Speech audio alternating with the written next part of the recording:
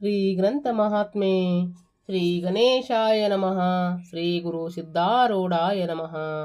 4 ವೇದ, 6 ಶಾಸ್ತ್ರ, 18 ಪುರಾಣ, 28 ದಿವ್ಯ ಆಗಮಗಳ ಸರ್ವಸಾರಭೂತವಾದ ಶ್ರೀ ಸಿದ್ಧ ಪುರುಷನ ಈ ಪವಿತ್ರ ಚರಿತ್ರೆಯನ್ನು ನಿತ್ಯವೂ ಶ್ರದ್ಧೆಯಿಂದ ಓದುವ, ಕೇಳುವ, ಪೂಜಿಸುವ ಸರ್ವ ಭಕ್ತರಿಗೆ ಧರ್ಮ, ಅರ್ಥ, ಕಾಮ, ಮೋಕ್ಷಗಳು ಸಿದ್ಧಿಸುವವು. ಸರ್ವ ನಷ್ಟ ಕಷ್ಟಗಳು, ಸರ್ವ ಪಾಪ ತಾಪಗಳು, ಚೋರ ವೈರಿ ವಿಷ ಭೂತಾದಿ ಭೀತಿಗಳು ಬಯಲಾಗಿ ಸರ್ವದಾ ಸಕಲ ಸನ್ಮನ್ನಗಳಿಂದ ಕೂಡಿದ ಸುಖ ಸೌಭಾಗ್ಯಗಳು ಒದಗಿ ಬರುವವು. ಶ್ರೀ ಸಿದ್ಧ ಸದ್ಗುರುವನ್ನು ಕೃಪಾವರ್ಗೀಕ ಶ್ರವಣ ಮಾಡುವುದರಿಂದ ಶಾಂತಿ, ದಾಂತಿ, ವಿವೇಕ, ಜ್ಞಾನ, ಸದ್ಭಕ್ತಿಗಳು ಸಪ್ರಾಪ್ತವಾಗುವವು. ಈ ಗ್ರಂಥವನ್ನು ತನ್ನ ಇಷ್ಟ ದೇವತಾ ಮಂತ್ರದೊಡನೆ ಗಂಧ, ಅಕ್ಷತ, ಧೂಪ, ದೀಪ, ನೈವೇದ್ಯಗಳಿಂದ ಪೂಜಿಸಿ ಪ್ರತಿ ಅಧ್ಯಾಯದ ಪ್ರಾರಂಭದಲ್ಲಿ ಗ್ರಂಥ ಮಹಿಮೆಯನ್ನು ಪಠಿಸಿ ಸ್ಮರಿಸಿ ನಂತರ ಪಾರಾಯಣ ಮಾಡಿ ಮಂಗಳ ವಿಭೂತಿ ಪ್ರಸಾದಗಳನ್ನು ಭಕ್ತಿಯಿಂದ ಸ್ವೀಕರಿಸುವುದು ಶಿಷ್ಟರ ಸಾಂಪ್ರದಾಯಿಕವಾಗಿದೆ. ಶ್ರೀ ಸಿದ್ಧಾರೂಢ ಭಗವಂತನು ಪ್ರಾಣಿಗಳ ಮೇಲೆ ಬಹು ಕೃಪಾವಂತನಿದ್ದನು. ಭಕ್ತರಲ್ಲಿ ಉನ್ಮತರಿರಲಿ ಭವಸಾಗರದೊಳಗಿಂದ ಅವರನ್ನು ತಾರಸಲಕ್ಕೆ ಸಿದ್ಧನಾಗಿರುವನು. ಆತನು ಜ್ಞಾನಬೋಧವು ಸಾಗರನಿರುವನು. ಸಂಸಾರ ನದಿಯ ಆಚೆ ದಂಡೆಯಾಗಿಯೂ ಮತ್ತು ಸರ್ವ ಜಗತ್ತಿನ ಆದ್ಯ ಗುರುವಾಗಿಯೂ ಇರುತ್ತಾನೆ. ಆ ಸದ್ಗುರುವಿನ ಚರಿತ್ರೆಯನ್ನು ಶ್ರವಣ ಮಾಡುತ್ತಿರುವಾಗ ದೋಷಗಳು ಸರ್ವರ್ಥ ನಾಶವಾಗುತ್ತವೆ. ಅನನ್ಯ ಭಾವದಿಂದ ಆತನನ್ನು ನಾಮವನ್ನು ಸ್ಮರಿಸಿದರೆ ಸಂಸಾರ ವಾರ್ತೆಯೂ ಉಳಿಯಲಾರದು. ಹಿಂದಿನ ಅಧ್ಯಾಯಗಳಲ್ಲಿ ಸಿದ್ಧ ಗುರುಗಳು ಮಂಗಲಗಿರಿಯ ಮೇಲೆ ಮಾಡಿದ ಅಪೂರ್ವ ಚರಿತ್ರವನ್ನು ಶ್ರೋತ್ರಾಜನರು ಕೇಳಿರುವರು. ಅನಂತರ ಮಂಗಲಗಿರಿಯಿಂದ ಇಳಿದು ಬರುವಾಗ ಸಿದ್ಧ ದಯಾಗಣನರು ಒಂದು ಗುಹೆಯೊಳಗೆ ಸೋಮೇಶ್ವರನೆಂಬ ನಾಮವುಳ್ಳ ಒಬ್ಬ ಬ್ರಾಹ್ಮಣನನ್ನು ಕಂಡರು. ಆತನು ಕುಕ್ಕುಟನಾಥಕಲ್ಪ, ಪರ್ವತಕಲ್ಪ, ಮೂಲಿಕಾರ ದಾಸವಾದ, ವಶಾಕರ್ಷಣಾದಿ ಕ್ಷುದ್ರ ಸಿದ್ಧಿಗಳನ್ನು ಪಡಿಸುತ್ತಿದ್ದನು. ಆ ಬ್ರಾಹ್ಮಣನು ಇಂಥ ಕರ್ಮವನ್ನು ನೋಡಿ ಸಿದ್ಧರು ಅವನ ಮೇಲೆ ದಯಾವುಳ್ಳವರಾಗಿ ಇದೇನು ಕರ್ಮ ಮಾಡುವೆ ಎಂದು ಕೇಳಿದರು. ಮತ್ತು ಅದೇನೆಂದರೆ, ನೀನು ಬ್ರಾಹ್ಮಣ ಯೋನಿಯೊಳಗೆ ಹುಟ್ಟಿ ಈ ಅಯೋಗ್ಯ ಕೆಲಸಗಳನ್ನು ಮಾಡುವುದೋ, ಈ ಕ್ಷುದ್ರ ಈ ಕಾರ್ಯಗಳನ್ನು ಮಾಡಿ ವ್ಯರ್ಥವಾಗಿ ಸ್ವರ್ಧಮರದಿಂದ ಭ್ರಷ್ಟನಾಗುವಿ. ಕಲ್ಪವೃಕ್ಷವು ಅಂಗಳದಲ್ಲಿರುವಾಗ ಅವನ್ನು ಛೇದಿಸಿ ಕಂಟಕ ವೃಕ್ಷವನ್ನು ಹಚ್ಚಿದವನು ಸರ್ವರ್ಥ ನಿದ್ದೆಗೆ ಪಾತ್ರನಾಗುವನು. ಇಂಥ ಶಾಸ್ತ್ರಗಳನ್ನು ಪಠಿಸಿದರೂ ಪೂರ್ವ ಪುಣ್ಯದ ಸಂಚಯ ಇದ್ದ ವಿನಃ ಇವು ಸಿದ್ಧಿಸಲಾರವು. ಈ ಹೇತುವಿನಿಂದಾದರೂ ಪುಣ್ಯ ಮಾಡಲಿ ಎಂದು ಇವು ಬರೆದಿರುತ್ತದೆ. ಪುಣ್ಯಕರ್ಮದ ಆಚರಣೆಯಿಂದ ಮಹತ್ ಸಿದ್ಧಿ ಪ್ರಾಪ್ತವಾಗುವುದು. ಇದು ತಿಳಿಯದೆ ಮೇಲೆ ಪುಣ್ಯ ಲೋಕಕ್ಕೆ ಹೋಗಿ ಅಲ್ಲಿ ಕೆಲವು ಸುಖವನ್ನು ಅನುಭವಿಸಿ ಪುಣ್ಯಕ್ಷಯವಾದ ಕೂಡಲೇ ಈ ಲೋಕಕ್ಕೆ ಪುನಃ ಬರುವರು. ಅವರಿಗೆ ಸಹ ಈ ಜನ್ಮ ಮರಣ ರೂಪ ದುಃಖ ತಪ್ಪುವುದಿಲ್ಲ. ಹೀಗಿರುವಾಗ ಇಂಥ ಪಾಪ ಕರ್ಮಗಳನ್ನು ಮಾಡುವವನಿಗೆ ಸುಖವು ಹೇಗೆ ಸಿಕ್ಕಿತು? ಈ ಕರ್ಮಗಳಿಂದ ನೀನು ಮುಂದೆ ನಿಶ್ಚಯವಾಗಿ ನರಕಕ್ಕೆ ಗುರಿಯಾಗುತ್ತಿ ಎಂದು ಹೇಳಿದ್ದು ಕೇಳಿ ಆ ಬ್ರಾಹ್ಮಣನು ವಿಚಾರಯುಕ್ತನಾಗಿ, ಏ ಮಹಾತ್ಮರೇ, ನಾನು ಮೂಢಮತಿ ಇದ್ದು ಈ ಶಾಸ್ತ್ರಿಗಳ ದೃಷ್ಟಿಯನ್ನು ತಿಳಿಯಲಿಲ್ಲ. ಯಾವಾತನು ಈ ಶಾಸ್ತ್ರಗಳನ್ನು ನನಗೆ ಪಠಿಸಿ ಹೇಳಿದನೋ ಆತನು ಈ ಲೀಲೆಯನ್ನು ತೋರಿಸಲಿಲ್ಲ ಎಂದು ಅಂದದ್ದು. ಅದಕ್ಕೆ ಸಿದ್ಧ ಗುರುಗಳು, ಎಲೆ ಬ್ರಾಹ್ಮಣನೇ, ಗುರುವನ್ನು ಪರೀಕ್ಷಿಸದೆ ಆತನನ್ನು ಶರಣು ಹಕ್ಕು ತಪ್ಪು ನಿನ್ನದೇ. ಅದು ನುಡಿಯಲು ಆ ಬ್ರಾಹ್ಮಣನು, ಈಗ ಈ ದೋಷಪರಾರ್ಥವಾಗಿ ನಾನು ಏನು ಪ್ರಾಯಚಿತ್ತ ಮಾಡಿಕೊಳ್ಳಲಿ ಎಂದು ಕೇಳಿದನು. ಆಗ ಸಿದ್ಧಾರೂಢರು, ನೀನು ಪ್ರಾಯಚಿತ್ತವಾಗಿ ನಿತ್ಯ ಗಾಯತ್ರಿ ಮಂತ್ರವನ್ನು 24,000 ಸರ್ತಿ ಜಪಿಸಬೇಕು. ಈ ಪ್ರಕಾರ ನಿತ್ಯ ಜಪಿಸಿದೆ ಎಂದರೆ ನೀನು ಚಿತ್ತಶುದ್ಧಿಯನ್ನು ಹೊಂದಿ ಸ್ವರೂಪಾನಂದವನ್ನು ಪಡೆದುಕೊಳ್ಳುವಿ ಎಂದು ನುಡಿದರು. ಆಗ ಆ ಬ್ರಾಹ್ಮಣನು ಸದ್ಗುರುಗಳ ವಚನಕ್ಕನುಸರಿಸಿ ಆ ಪುಸ್ತಕಗಳನ್ನು ವಿಸರ್ಜಿಸಿ ಆಮೇಲೆ ಸಿದ್ಧರಿಗೆ ನಮಸ್ಕಾರ ಮಾಡಿ ಸ್ವಸ್ಥಾನಕ್ಕೆ ತೆರಳಿದನು. ಸದ್ಗುರುಗಳಾದರೂ ಅಲ್ಲಿಂದ ಹೊರಟು ಗ್ರಾಮ ನಗರಾದಿಗಳನ್ನು ನೋಡುತ್ತಾ ಕಷ್ಟ ದುಃಖಗಳನ್ನು ಸಹನ ಮಾಡುತ್ತಾ ಆದವಾದ ಪಟ್ಟಣಕ್ಕೆ ಬಂದರು. ಅಲ್ಲಿ ಒಂದು ಗುಂಡದ ಮೇಲೆ ಬಾಳೆ ಕೋಣವೆಂಬ ಸ್ಥಾನದಲ್ಲಿ ಮಹಾ ಸತ್ಪುರುಷರೆಲ್ಲ ಕೂಡಿರುವರು. ಆ ಸ್ಥಾನಕ್ಕೆ ಅವಧೂತರು ಪ್ರಾಪ್ತರಾದರು. ಅಲ್ಲಿ ಸಿದ್ಧಾರೂಢರು 3 ತಿಂಗಳು ಇದ್ದು ನಿತ್ಯ ಬ್ರಹ್ಮಜ್ಞಾನತೆಯನ್ನು ನುಡಿಯುತ್ತಾ ಮುಮುಕ್ಷಗಳನ್ನು ಸಂಶಯ ದೋಷಗಳನ್ನು ಆನಂದದಿಂದ ಭರಿಸುತ್ತಿದ್ದರು.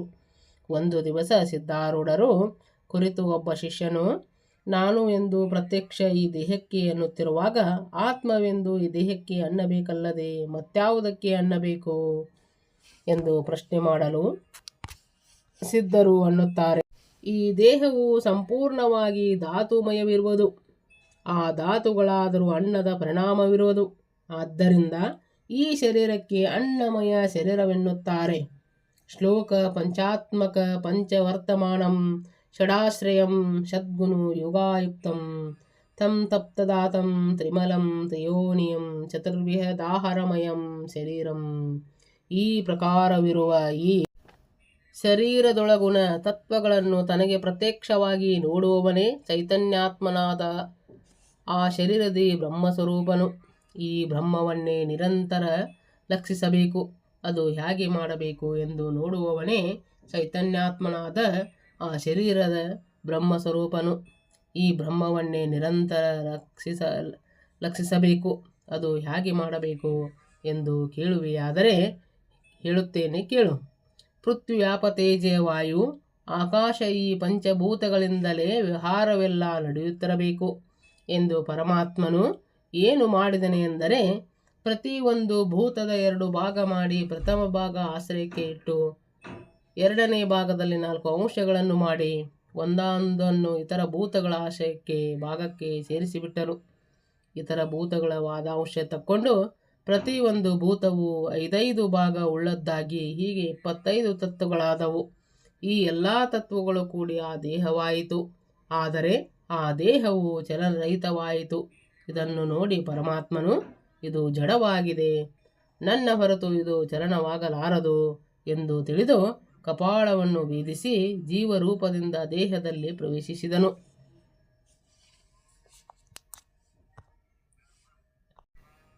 ಅಲ್ಲಿ ಶರೀರದ ಅಭಿಮಾನವನ್ನು ಹಿಡಿದು ಸ್ಥೂಲ ಭೋಗಗಳನ್ನು ಭೋಗಿಸಿ ಸಂಸಾರಯುಕ್ತನಾದನು. ಆಮೇಲೆ ಸ್ವಪ್ನದಲ್ಲಿ ಸೂಕ್ಷ್ಮ ಶರೀರದಿಂದ ಅವುಗಳನ್ನು ಭೋಗಿಸಿ ಅದು ಲಯವಾದ ಕೂಡಲೇ ಸುಸುಪ್ತಿಯೊಳಗೆ ಹೋಗಿ ಆನಂದಮಯನಾಗುವನು. ಈ ಪ್ರಕಾರ 3 ಅವಸ್ಥೆಗಳಲ್ಲಿ ತಾನು ಸಾಕ್ಷಿ ರೂಪದಿಂದ ನೋಡುತ್ತಿದ್ದು ಅಂತ ತನಗೆ ಸ್ಥೂಲ ದೇಹದ ಮಾತ್ರ ನಿತ್ಯ ಸಂಬಂಧವೆಂಬ ಮಾತು ಎಲ್ಲಿಯದು? ಆಗ ಶಿಷ್ಯನು ಕೇಳುತ್ತಾನೆ, ಗುರುಗಳೇ, ಹಾಗಾದರೆ ಪಂಚಭೂತಗಳು ಸ್ಥೂಲ ದೇಹಕ್ಕೆ ಸಂಬಂಧವು ಹೇಗಾಗುವುದು? ಇದಕ್ಕೆ ಸದ್ಗುರುಗಳು ಪ್ರತ್ಯುತ್ತರ ಕೊಡುತ್ತಾರೆ, ಎಲೆ ಶಿಷ್ಯನೇ ಕೇಳು. ದೇಹದೊಳಗಿನ ಕಟ್ಯಾಂಶನವನ್ನು ಪೃಥ್ವಿ ಹಾಗೆ ದ್ರವಾಂಶವೇ ಜಲ, ಚಲನಗಳು ವಾಯುವಿನ ಅಂಶವು ಮತ್ತು ಸೂಸಿರ ಭಾಗವು ಆಕಾಶವು. ಈ ಪ್ರಕಾರ ದೇಹವನ್ನು ಭೂತಗಳಿಂದ ಹಚ್ಚಿ ಕೊಡಲು ದೇಹದ ಅಭಾವವಾಗುವುದು. ಅಂತ ಅಭಾವಾತ್ಮಕವಾದ ದೇಹ ನಾನು ಎಂದರೆ ಮಹಾ ಅನರ್ಥಕ್ಕೆ ಪ್ರಾಪ್ತನಾಗುವಿ. ಆಗ ಶಿಷ್ಯನು ಕೈಗಳನ್ನು ಜೋಡಿಸಿ, ಹೇ ಗುರುನಾಥರೇ, 25 ತತ್ವಗಳಿಂದ ಕೂಡಿದ ಈ ದೇಹಕ್ಕೆ ಪ್ರತ್ಯೇಕವಾಗಿ ನಾನು ಚೈತನ್ಯ ರೂಪನಿರುವೆನು ಎಂದು ತಮ್ಮ ಕೃಪೆಯಿಂದ ತಿಳಿದು ನಾನು ಧನ್ಯನಾದೆನು ಎಂದು ನುಡಿಯುವಾಗ ಆನಂದಾಶ್ರುತಗಳು ಸುರಿಸುತ್ತಿದ್ದನು. ಆಗ ಸದ್ಗುರುಗಳು ಅವನಿಗೆ ಆಶೀರ್ವಾದ ಕೊಟ್ಟು ಕಳುಹಿಸಿದರು. ಅಲ್ಲೇ ಇದ್ದ ಒಬ್ಬ ಕುಷ್ಠರೋಗಿಯು ಸದ್ಗುರುನಾಥರ ಸಮೀಪ ಬಂದು, ಹೇ ದಯಾಳುವೆ, ಆ ಶಿಷ್ಯನ ಸಂಶಯರೂಪ ಮನೋರೋಗವನ್ನು ನೀವು ನಾಶ ಮಾಡಿದಿರಿ. ಹಾಗೆಯೇ ನನ್ನ ಕುಷ್ಠರೋಗವನ್ನಾದರೂ ಪರಿಹರಿಸಿರಿ ಎಂದು ಬಹುಧನ್ಯ ಭಾವದಿಂದ ನಮಿಸಲು ಸಿದ್ಧರು ಆತನಿಗೆ ಯಥೋಕ್ತ ಪಂಚಾಕ್ಷರಿ ಮಂತ್ರವನ್ನು ಉಪದೇಶಿಸಿ ಆಮೇಲೆ ಪಾದೋದಕವನ್ನು ಸ್ನಾನ ಮಾಡಿಸಲು ಬಹಳ ಚಮತ್ಕಾರವಾಯಿತು. ಕುಷ್ಠರೋಗವು ಕೂಡಲೇ ಪರಿಹಾರವಾಗಿ ಆತನು ದಿವ್ಯ ದೇಹವನ್ನು ಹೊಂದಿದನು. ಈ ಚಮತ್ಕಾರ ಲೀಲೆಯನ್ನು ಕೇಳಿದ ಜನರೆಲ್ಲರೂ ಸಿದ್ಧರ ಕಡೆಗೆ ಓಡಿ ಬಂದರು. ಬಹು ಜನರು ಕೂಡಿದರು ಅಂತ ತಿಳಿದು ಅವಧೂತರು ಆ ಸ್ಥಾನ ಬಿಟ್ಟು ಹೋದರು. ಪ್ರಾರಬ್ಧವೆಂಬ ವಾಯುವು ಆ ದೇಹ ಪರ್ವವನ್ನು ಹಾರಿಸಿಕೊಂಡು ಹೋಯಿತು. ಅನೇಕ ಗ್ರಾಮ ನಗರಗಳನ್ನು ನೋಡುತ್ತಾ ಸಿದ್ಧರು ವಿಜಾಪುರಕ್ಕೆ ಬಂದು ಅಲ್ಲಿ ಅನೇಕ ಲೀಲೆಗಳನ್ನು ತೋರಿಸಿದರು. ಬಾಂಗಿಯವರ ಮನೆ ಮುಂದೆ ಮಹಾತ್ಮನು ಕ್ಷಣ ಹೊತ್ತು ನಿಂತಿರಲು ಮನೆಯೊಳಗಿನಿಂದ ಒಬ್ಬನು ಬಂದು ಸಿದ್ಧರನ್ನು ಕಂಡು, ಈತನು ನಮ್ಮಲ್ಲಿ ಸೇವೆಯನ್ನು ಮಾಡಲಿಕ್ಕೆ ಯೋಗ್ಯನಿದ್ದಾನೆ ಎಂದು ಆಲೋಚಿಸಿ ಸಿದ್ಧರಿಗೆ ಒಂದು ರೊಟ್ಟಿ ತೆಗೆದುಕೊಂಡು ಅನ್ನುತ್ತಾನೆ, ಇಗೋ ನೋಡು, ಈ ರಾಶಿಯೊಳಗಿನ ಶಗಣಿಯನ್ನು ಆ ತಿಪ್ಪೆಗೆ ಚೆಲ್ಲು. ಇದನ್ನು ಕೇಳಿಸಿದ್ದರು ಕೂಡಲೇ ಆ ಕೆಲಸ ಮಾಡಲಿಕ್ಕೆ ಹತ್ತಿದರು.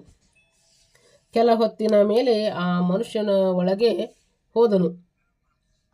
ಆಗ ಸಿದ್ಧರು ಬಿಟ್ಟು ಹೋಗಿ ಮತ್ತೊಬ್ಬರ ಗೃಹಸ್ಥನ ಬಾಗಿಲ ಮುಂದೆ ಭಿಕ್ಷೆಗಾಗಿ ನಿಂತಿರಲು ಆತನು ಇವನನ್ನು ನೋಡಿ ಈ ಕೇಸರನ್ನು ತೆಗೆದು ಹಾಕಲಿಕ್ಕೆ ಈತನು ಚಲೋ ಸಿಕ್ಕಿದ್ದನು ಎಂದು ಚಿಂತಿಸಿದ ಸಿದ್ಧರನ್ನು ಕುರಿತು, ನಿನಗೆ ರೊಟ್ಟಿ ಬೇಕೇನು ಎಂದು ಕೇಳಲು ಸಿದ್ಧರು ತಲೆಯನ್ನು ಹಾಕಿದರು. ಕೂಡಲೇ ಆ ಗೃಹಸ್ಥನು ಒಂದು ಅರ್ಧ ರೊಟ್ಟಿ ತಂದು ಸಿದ್ಧರ ಕೈಯಲ್ಲಿ ಹಾಕಿ, ನೋಡು, ಈ ಕೆಸರನ್ನು ಆ ಬಾಗಿಲಿನೆಲ್ಲ ಹೊರಗೆ ಚೆಲ್ಲು ಎಂದು ಹೇಳಿದನು. ಸಿದ್ಧರು ಹಾಗೆಯೇ ಮಾಡಲಾರಂಭಿಸಿದರು. ಆದರೆ ಆ ಮನುಷ್ಯನು ಮನೆಯೊಳಗೆ ಹೋದ ಕೂಡಲೇ ಸಿದ್ಧರು ಅಲ್ಲಿಂದ ಹೊರಟು ಹೋದರು. ತಾಸಬಾವಡಿಗೆ ಹೋಗಿ ಅಲ್ಲಿ ವಿಶ್ರಮಿಸುತ್ತಿರುವಾಗ ರಾತ್ರಿ ಆಗುತ್ತಲೇ ಒಬ್ಬ ಮನುಷ್ಯನು ಬಂದು, ಅಪ್ಪ, ಊಟ ಆಗಿಲ್ಲವೇ ಎಂದು ಕೇಳಲು ಮಹನೀಯರು ಇಲ್ಲವೆಂತ ಮಸ್ತಕದಿಂದ ಸಜ್ಞೆಯನ್ನು ಮಾಡಿದರು. ಆಗ ಅವರು ಊಟ ಮಾಡಿಸುತ್ತೇನೆಂದು ಸಿದ್ಧಾರೂಢರನ್ನು ಮನೆಗೆ ಕರೆದುಕೊಂಡು ಹೋಗಿ ತಂಗಳ ಅನ್ನವನ್ನು ಉಣ್ಣಿಸಿ, ಜುಮ್ಮೋ ಮಸೀದಿಗೆ ನಡಿ, ಅಲ್ಲಿ ನಾಚು ಆಗುತ್ತದೆ ನೋಡೋಣ ಎಂದು ಹೇಳಿ ಕರ್ಕೊಂಡು ಹೋದನು. ಅಲ್ಲಿ ಹೋದ ಕೂಡಲೇ ಆ ಮಂದಮತಿಯು ಮಹಾತ್ಮರ ಕೈಯಲ್ಲಿ ಒಂದು ಹಿಲಾಲ ಕೊಟ್ಟು, ಇದನ್ನು ಹಿಡ್ಕೊಂಡು ಇಲ್ಲೇ ನಿಂತಿರು ಎಂದು ಹೇಳಲು ಸಿದ್ಧರು ಒಪ್ಪಿ ಆ ಮಸಾಲೆ ಹಿಡಿದುಕೊಂಡು ನಿಂತರು. ಆಗ ಸಿದ್ಧರು ಅಂದುಕೊಳ್ಳುತ್ತಾರೆ, ನಾನೇ ಎಲ್ಲರಿಗೂ ಶ್ರೇಷ್ಠನು. ಯಾಕೆಂದರೆ ಜನ ಪ್ರಕಾಶದಿಂದ ಈ ಜಗದ ಆಟ ನಡೆಯುತ್ತಿರುವುದು. ಕೆಲವು ಹೊತ್ತಿನ ಮೇಲೆ ಸಿದ್ಧರಿಗೆ ನಿದ್ರೆ ಬರಲು ಮಸಾಲೆಯು ಕೆಳಗೆ ಬಿತ್ತು. ಕೂಡಲೇ ಆ ಮನುಷ್ಯನು ಬಂದು ಸಿದ್ಧರ ಕಪಾಳಕ್ಕೆ ಹೊಡೆದನು ಮತ್ತು ಪಂಜೆಯನ್ನು ಕೈಯಲ್ಲಿ ಕೊಟ್ಟು ಎದ್ದು ನಿಂದಿರಿಸಿದನು. ಹಾಗೆ ಜನರೆಲ್ಲರೂ, ಇವನನ್ನು ಯಾಕೆ ನಿಂದಿಸುತ್ತಿರುವಿ? ಈತನು ಹುಚ್ಚನಿದ್ದಾನೆ, ನಾವು ಬಲ್ಲೆವು ಅಂದರು. ಆಗ ಅವಧೂತರು ಅಂದುಕೊಳ್ಳುತ್ತಾರೆ, ಚಲೋದಾಯಿತು. ಪ್ರತ್ಯೇಗಾತ್ಮನು ಹೇಗೆ ಸುಪ್ತಿಯೊಳಗಿನಿಂದ ಎದ್ದು ಜಗನ್ನಾಟಕವನ್ನು ಪ್ರಕಾಶ ಮಾಡುತ್ತಾನೋ ಹಾಗೆ ನಾನು ತಮೋರೂಪ ನಿದ್ರೆಯೊಳಗಿಂದ ಎಚ್ಚೆತ್ತು ಈ ನಾಟಕವನ್ನು ಪ್ರಕಾಶಿಸುವೆನು. ಕಪಾಳದ ಪೂಜಾ ಮಾಡಿ ನನಗಿವರು ಬಹುಮಾನವನ್ನು ಕೊಡುತ್ತಾರೆ. ಹೀಗನ್ನುತ್ತಾ ಆ ಮಹನೀಯನು ಆನಂದದಿಂದ ತಲೆ ದೂಗುತ್ತಿದ್ದರು. ಆಟ ಪೂರ್ಣವಾದ ಬಳಿಕ ಆರೋಡು ಅಲ್ಲಿಂದ ಬಹುಶಯನವನ್ನು ಮಾಡಿದರು. ಕೆಲವು ಕಾಲ ಇದೇ ಪ್ರಕಾರ ಸಿದ್ಧನಾಥರು ಕಷ್ಟವನ್ನು ಅನುಭವಿಸಿ ಯಾವ ಮನೆಯಲ್ಲಿಯೂ ಭಿಕ್ಷಾ ಸಿಗದು ಎಂದು ನೋಡಿ ಜನಸಂಚಾರದ ಸ್ಥಾನಗಳನ್ನು ಬಿಟ್ಟು ಬೀನಚೀಪ ಮಸದಿಯ ಹಿಂದೆ ಹೋಗಿ ಅಲ್ಲಿ ಇದ್ದು ಸೀತಾಫಲಗಳನ್ನು ತಿಂದುಕೊಳ್ಳುತ್ತಾ ಭೂಮಿಯ ಮೇಲೆ ಮಲಗಿಕೊಳ್ಳುತ್ತಿದ್ದರು. ಅನ್ನ ವಸ್ತ್ರದ ಚಿಂತೆ ಇಲ್ಲದೆ ಪೂರ್ವ ವೈರಾಗ್ಯವನ್ನು ಸಿದ್ಧಿಸಲಾಗಿ ಮನಸ್ಸು ಏಕಾಗ್ರವಾಗಿ ಸ್ವರೂಪದಲ್ಲಿ ಚಿತ್ತವು ಲೀನವಾಗಿ ಶಾಂತಿ ಹೊಂದಿತು. ಇವರನ್ನು ನೋಡಿ ತ್ರಿಗುಣಾತ್ಮಕ ಜನರು ತಮ್ಮ ತಮ್ಮ ಗುಣಾನುಸಾರವಾಗಿ ಮಾತಾಡುತ್ತಿದ್ದರು. ವರ್ಣನಿಷ್ಠರಾದ ಭ್ರಾಂತ ಜನರು ಈತನು ಚಾಂಡಾಲನಿರುವನೆನ್ನುವರು. ರಾಜರ ಗುಣದವರು ಇವನು ಹುಚ್ಚನಿರುವನು ಎಂದು ನುಡಿಯುವರು.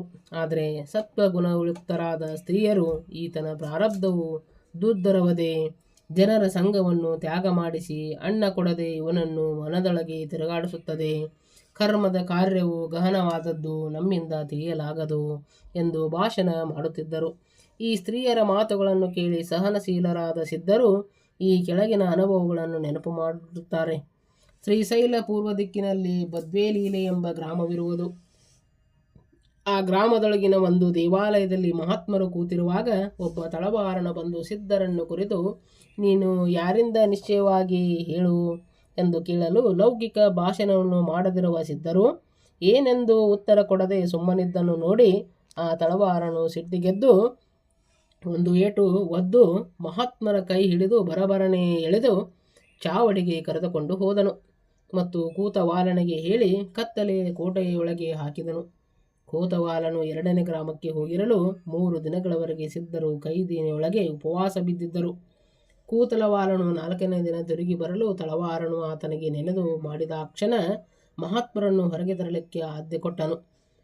ಆಸಕ್ತರಾದ ಸಿದ್ಧಮುನಿಗಳನ್ನು ಇಬ್ಬರೂ ಹಿಡಿದು ಹೊರಗೆ ತರಲು ಕೂತವಾಲನು, ನೀನು ಯಾರು ಇದ್ದಿ, ಯಾವ ಊರವನು ಎಂದು ಕೇಳಲು ಸಿದ್ಧರು ಉತ್ತರ ಕೊಡದಿರಲು ಕೂತವಾಲನು ಸಮೀಪ ಬಂದು ಕೇಳಿದನು.